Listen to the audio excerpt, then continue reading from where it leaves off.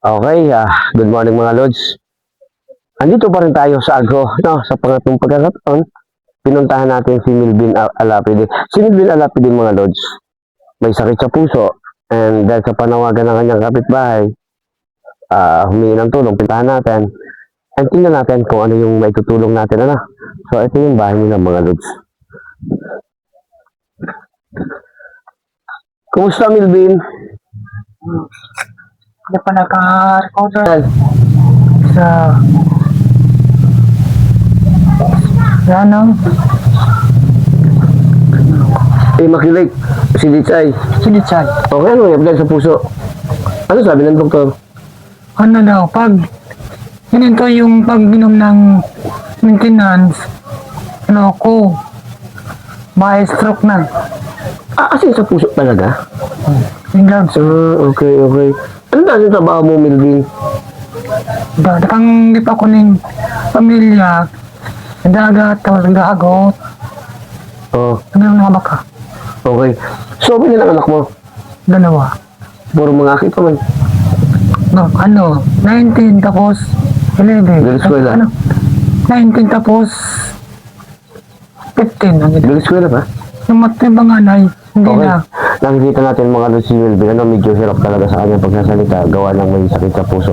So, nabanggit niya sa akin kanina, ang hinihingi lang naman, sana masuportahan siya sa maintenance ng gamot, yung, dito na nabibili Milvin, sa TGP or sa Mercury, Sa TGP.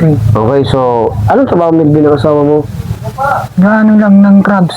Yung crabs mo, dito na nangunga ng crabs, tapos binibenta niya yun, Oh. So, yun lang pala pinagkakita ng mga Lods, pero sa kalagayan ni Milvin, may dalawang anak, nag-aaral pa, hindi na makapagtrabaho. So, medyo talagang hirap sila sa buhay.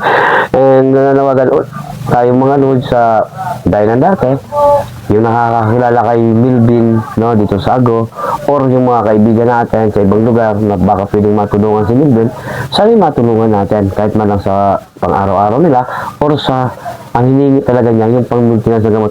Ilang beses kang kainom ng buyong sa isang daw? 2 times. 2 times. So, dapat sa isang araw, dalawa, dalawa sa isang araw.